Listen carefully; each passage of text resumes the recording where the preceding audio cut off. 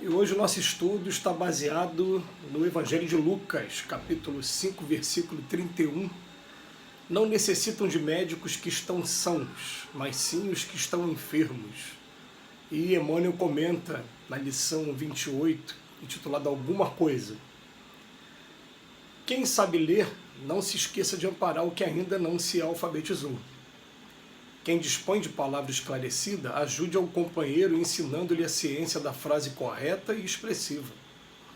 Quem desfruta o equilíbrio orgânico, não despreze a possibilidade de auxiliar o doente. Quem conseguiu acender alguma luz de fé no próprio espírito, suporte com paciência o infeliz que ainda não se abriu a mínima noção de responsabilidade perante o Senhor, auxiliando a desvencilhar-se das trevas. Quem possua recursos para trabalhar, não ouvide o irmão menos ajustado ao serviço, conduzindo sempre que possível a atividade digna. Quem estime a prática da caridade, compadeça-se das almas endurecidas, beneficiando-as com as vibrações da prece. Quem já esteja entesourando a humildade, não se afaste do orgulhoso, conferindo-lhe com o exemplo os elementos indispensáveis ao reajuste. Quem seja detentor da bondade, não recuse assistência aos maus, de vez que a maldade resulta invariavelmente da revolta ou da ignorância. Quem estiver em companhia da paz, ajude aos desesperados. Quem guarde a alegria, divida a graça do contentamento com os tristes. Asseverou o Senhor que os sãos não precisam de médico, mas sim os enfermos. E lembra-te dos que transitam no mundo entre as dificuldades maiores que as tuas. A vida não reclama o teu sacrifício integral em favor dos outros, mas a benefício de ti mesmo, não desdenhes fazer alguma coisa na extensão da felicidade comum. Interessante como é que a inspiração do Emmanuel para poder estar analisando esses textos bíblicos faz com que ele pegue um versículo que está tratando do simples fato de Jesus dizer que ele não veio para os sãos, mas sim para os que estão enfermos, como um médico, e quando começa a jogar a responsabilidade para cima da gente, completamente contrária, na contramão mesmo do que a gente está sendo educado na sociedade, porque a sociedade, com esse mercado de trabalho louco, competitivo que a gente vive, ela vem ensinando que eu tenho que reunir o maior número de conhecimentos possível para poder ou estar prestando um concurso público, ou então estar em condições de entrar nesse mercado competitivo com outras pessoas, conquistando o espaço no mercado, e para isso você preserva as informações, você guarda o sigilo, você fica ali mais buscando para o seu ego mesmo, e algumas pessoas depois até lucram com isso, inclusive fazendo palestras motivacionais, enfim. E ele vem dizer o contrário, ele vem dizer para a gente o que a gente está pegando da gente para ajudar as pessoas que estão ao nosso redor, e com coisas, quando a gente vai falar de ajuda, as pessoas pensam logo no recurso financeiro, e ele vem mostrar para a gente, não se trata disso. Ele vem pegar exemplos aqui, a pessoa que não sabe ler, não se esqueça de amparar aquele que não sabe ler, tentar ajudar a pessoa a aprender a escrever. O que não dispõe da palavra esclarecida, então, explica para ele como é que ele se faz a frase correta. Equilíbrio orgânico, eu estou com saúde, vou tentar ajudar aquele que não tem saúde, mas parece que são coisas que no momento que a gente está vivendo, a gente nem lembra de fazer isso. Pois, quantas vezes a gente tentou ajudar alguém a escrever, ou fez uma revisão e fez algumas críticas dentro das regras aí da língua portuguesa, ou então estava doente e estava com saúde e resolveu ajudar alguém que estava doente. Quem conseguiu acender alguma luz de fé no próprio espírito, suporta essas pessoas que não têm fé por aí, porque até pouco tempo a gente estava vivendo nesse mundo também.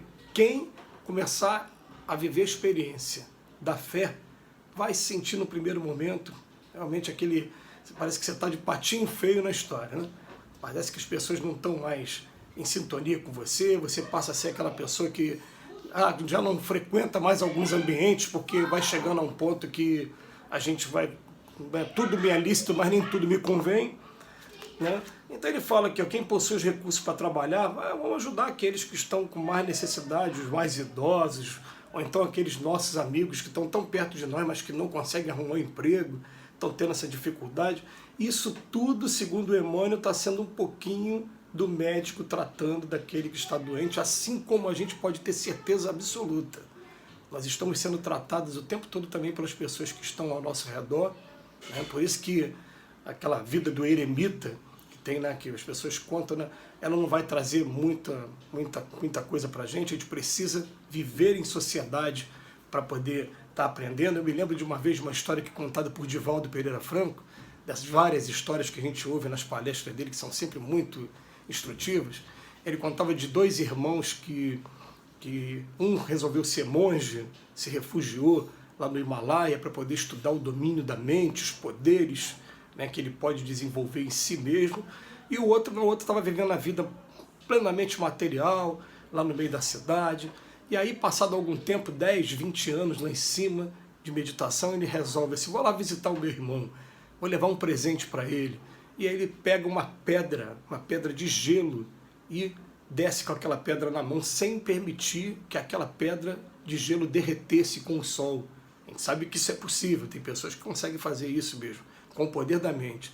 E ele desce aquilo ali, né, e vai na direção do irmão dele. Quando ele chega perto do irmão dele, para chamar para dar o presente, ele olha para o lado, tem uma menina com uma roupa um pouquinho mais sensual, um pouquinho mais ousada. Quando ele olha, a pedra de gelo derrete, porque na verdade ele não estava preparado para esse tipo de prova. Então o que acontece? A gente precisa da vida social para a gente poder estar desenvolvendo as nossas virtudes, tem alguém nos ajudando, e o convite da lição de hoje é, e a gente está ajudando a quem? Ele começa a dizer aqui também, ó, aquele que pratica a caridade, vamos ficar também calmo, tranquilo, que vai aparecer alma endurecida mesmo. Vai aparecer alma falando que é isso, que isso aí é bobagem, isso aí é enxugar gelo. Você vai dar comida para quem está na rua, que daqui a pouco ele vai estar com fome de novo, né? Se não resolve o problema, não apresenta uma solução melhor, mas também não faz nada e também continua te criticando ainda pelo que você faz. Isso vai ser normal, a gente vai ter paciência com isso. Fala, aquele que começar a entender a humildade, um exercício legal, né, para a gente, né? Fica do lado do orgulhoso, sim. Fica do lado, que a gente vai aprendendo também, e ele também vai aprendendo com a gente também. A gente vai aprendendo o quanto é ruim, o que a lei de causa e efeito traz para o orgulhoso. Aquele que seja detentor da bondade vai ter, sim, né, contato com pessoas de má índole, que vão testar para ver até onde vai sua paciência, e quando a gente chegar ao ponto de realmente sofrer uma injustiça, vai pensar assim, é melhor sofrer injustiça do que praticar uma, e ficar feliz, né, porque a minha conduta está sendo uma conduta equilibrada, a gente vai estar no caminho correto, né? Então, quem estiver na companhia da paz, ajude os desesperados. Quem guarde a alegria, tenta levar para o triste, para a pessoa que está triste. E assim, com esses vários exemplos que a gente poderia enumerar até muito mais, mas fica aí a criatividade de cada um, e cada um analisando dentro daquilo que você possui, para você estar podendo compartilhar com as pessoas. A gente vai pensar assim, ó, eu posso ser médico da vida de alguém, mesmo que esse alguém seja, por enquanto, somente aqueles que estão sob a minha tutela, porque a lei divina colocou, são os meus filhos, são os meus agregados, são os meus netos, são os amigos que estão em contato mais direto. Como é que eu estou ajudando? O que é que eu estou procurando fazer? A gente vai lembrar aqui, mais uma vez, de Leopoldo Machado, sempre que a gente puder, vai repetir essa frase, quando ele fala assim, a maior caridade que a gente pode fazer pelo ser humano é a de iluminação das suas mentes através do processo educativo. Você está procurando criar um livre pensador, uma pessoa que vai estar ali, né, desprovida de qualquer influência, criando a sua própria opinião e buscando realmente ser um homem de bem, né, dentro desse turbilhão que a gente vive na nossa sociedade hoje. Se a gente se deixar levar pelos conceitos unicamente da sociedade, vai ficar o tempo todo como o homem doente aqui precisando de ajuda. E é interessante a gente perceber o seguinte, que normalmente a gente tem uma família que precisa de muita ajuda. Se a gente ainda não se predispôs a ajudar a nossa família, se a gente parar para analisar bem, é a família que está ajudando a gente. É assim que a lei divina funciona. Só que chega uma hora que a gente naturalmente, pela gratidão, fala, tá bom, agora chegou a minha hora de retribuir tudo que eu recebi. Eu quero começar a ajudar agora, eu quero começar a colaborar. E a gente começa por aqueles que estão mais próximos, se der tempo ainda, pelos nossos pais, pelos nossos irmãos, pelos nossos parentes mais próximos, mas entendendo que esse é um processo que vai acontecer até que a gente atinja a perfeição a lei do amor. Que Jesus nos abençoe.